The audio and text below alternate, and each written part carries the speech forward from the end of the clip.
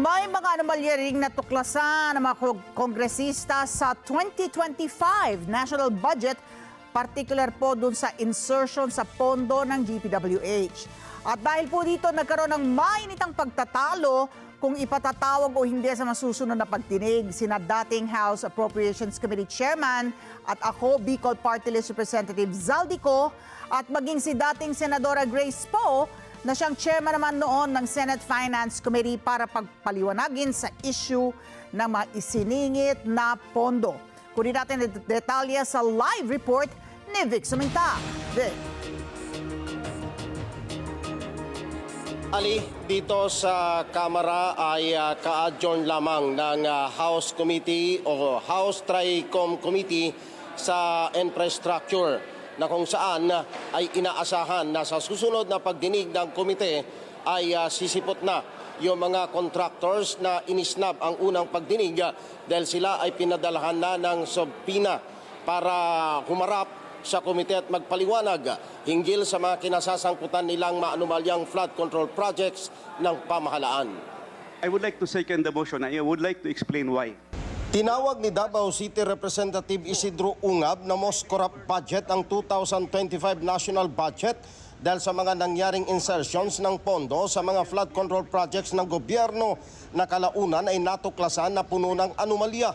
Sa pagdinig ng House Tri-Committee on Infrastructures, nagtalo-talo ang mga kongresista ng ihain ni Caloocan City Representative Edgar Irice ang motion na imbitahan ng komite bilang resource persons sina dating House Committee on Appropriations Chairman ako Bicol Party List Representative Zaldico at dating Senadora Grace Poe upang mabigyang linaw ang sinasabing insertions sa pondo ng Department of Public Works and Highways o DPWH sa 2025 national budget.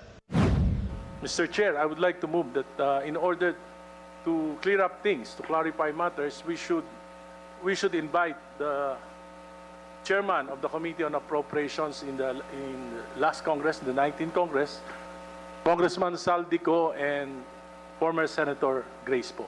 Sinuportahan ni Ungab ang motion ni Irice na ipatawag sina Ko at Poe sa susunod na pagdinig ng House Tri-Committee on Infrastructures na nag-iimbestiga sa mga maanumalyang flood control projects ng gobyerno.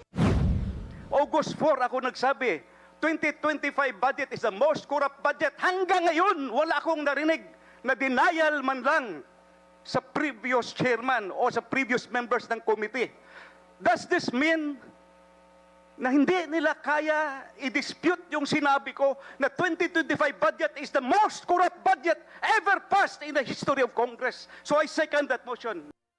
Si Ko ang chairman ng House Committee on Appropriations at si Poe ang chairman ng Senate Committee on Finance ng pagtibayin ng 2025 national budget noong 19th Congress.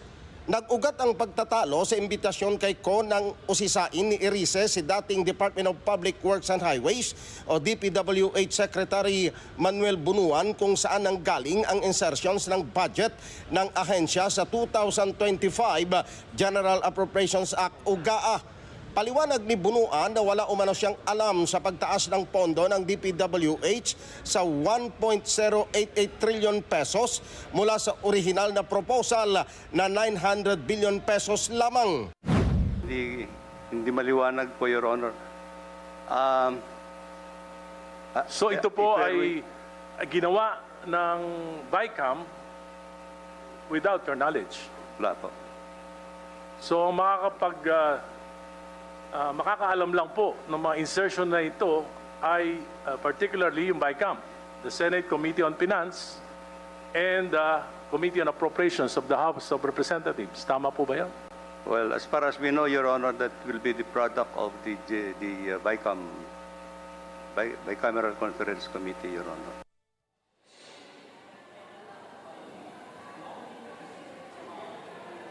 Samantala, Ali, maliban kina Ungab at Irice ay nakipagtalo rin sinabota sa Congressman Toby Chanco nang igiit nito na dapat talaga na imbitahan si ako Bicol Party List Representative Elizaldico na magpaliwanag dito sa TRICOM para maliwanagan kung ano ba talagang nangyari doon sa Bicameral Conference Committee kung bakit nagkaroon ng napakalaking insertions sa budget ng Department of Public Works and Highways.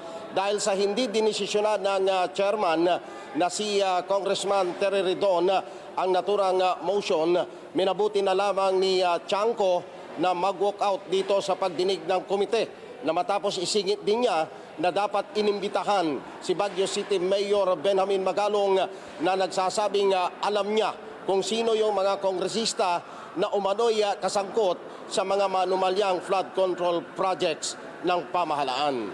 Balik sa inyo, Ali. Vic, ang narinig kong mainit na nagtatalo ay si Representative Toby Tiangco at si Janet Garin, no? At ito ba ang pinagtatalunan nila kung ipatatawag si Zaldico at si former Senator Grace Poe? Tama, Ali, kasi maliban kay Janet Garin nung nagtatalo na sila, sumabat din itong si Congressman Abante na talagang kinokontra ang kahilingan ni Congressman Toby Tiangco tungkol doon sa panukala na ipatawag nga si Congressman Elizaldico. Dahil sa ngayon, nakaupo pa pala itong si Congressman Elizaldico na representative ng Ako Bicol. Dahil ditong nakalipas na eleksyon, 2 upuan ang nakuha ng Ako Bicol. Ang isa na nakaupo ngayon ay si Congressman Alfredo Garbin. Pangalawa, itong si Congressman Elizaldico, Ali. So, meron hati pala ang mga miyembro ng Kongreso kung pagpapaliwanagin yung mga mambabatas ng 19th Congress. Merong mga kongresista na gusto, narinig ko si Janet Garin, sabihin huwag natin gawing personal, ano? So hati sila kung babalikan pa yung nangyari ng 19th Congress at dahil sa accountability ay pagpaliwanagin yung paglobo ng pondo ng Department of Public Works and Highways ng 189 billion kasi yung inilaki ng pondo ng DPWH na hindi nga daw sabi ni former Secretary Bonoan ay talagang sa BICAM nangyari. So yun ang issue nila, whether or not ipatatawag pa at pagpapaliwanagin itong mambabatas ng 19th Congress. Tama, Ali, kasi malaking misteryo daw yung sinasabi ni Secretary Bunuan ng original proposal ng DPWH na nakapaloob doon sa original na NEP o National Expenditure Program ay 900 billion lamang. Pero doon sa final version ng Bicameral Conference Committee, naging 1,000,000,0088. Meron lang katanungan si Alex Santos. Okay, Vic, doon sa tugon ni Congressman Tiangco, meron siyang hawak na USB. Gusto sana niyang ipa-play sa COMSEC, no? Ito ba yung inaayawan ni Congresswoman Garin? Ano ba nilalaman ng USB na yun? Hindi natin alam, Alex, kung ano yung nilalaman pero malamang yun yung mga sinasabi niyang ebidensya na nagkaroon ng hocus-pocus. Doon sa, naalala mo, Alex, yung hinahanap niya na minutes ng small committee? Tama. Dahil yun yung pinupunto niya na nagkaroon kasi ng hocus-pocus dito pa lamang sa Kongreso na bago dalhin yung final version ng House doon sa 2025 national budget, meron ng kinalikot noon na lalong lumaki batay sa kanyang aligasyon nung matapos ang Bicameral Conference Committee, Alex. So, ibig sabihin, bagamat hindi siya pinagbigyan ng House Appropriations Committee kay Congresswoman Swansing, di ba, humihingi siya ng kopya, may kopya na siya ngayon? Malamang may nakuha ng kopya kasi kung titignan mo doon sa archive, pwede ka naman kumuha doon sa archive dahil public document yun Yun yung pinupunto niya dahil ang sinasabi ni Congressman Toby Tiangco, para official, kayo ang mag-provide. Kasi kayo ngayon ang nakaupo dito sa House Appropriations Committee. Dahil ang sabi nga niya noon kay Congresswoman Mika Swansing, public ko yan public documents, nandyan sa archive yan. So, ibig sabihin, Vic, pwedeng humingi ang media ng kopya ng USB niya? I doubt kung pagbibigyan kami, Alex. Isa pa, pahabol ko lang. Kanina, na sentro ang investigasyon sa PICAB at merong isa yatang executive director na isang abogado na pinaparatangan ng isang congressman na siya daw ang utak, umano o pasimuno ng bentahan ng lisensya? Tama, Alex. Ang tinutukoy mo, si Attorney Matienzo. Kaya ang sabi ni Congressman Jefferson Cocoon na siyang House Deputy Speaker din ngayon, papaimbestigan niya.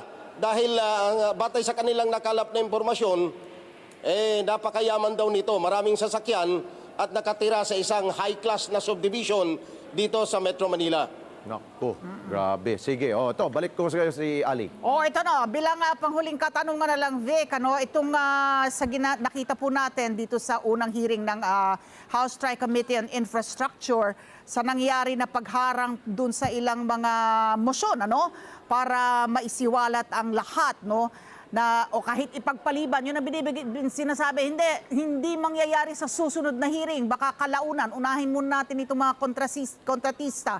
Ito bang comment ni Representative Toby Tiangco, parang naulinigan ko, nasasabi niya na paanong seseryosohin itong ginagawang hearing ng Tri-Committee on Infrastructure kung hindi malalahad lahat, kung ganito ang nakikita natin na merong mga hinaharang na mga motion na sa pakiwari ng mga tao ay kailangan maisiwalat lahat kahit yung nangyari noong 19th Congress. Vic? Tama, Ali, kasi alam mo naman, dito sa parlamento, majority rules.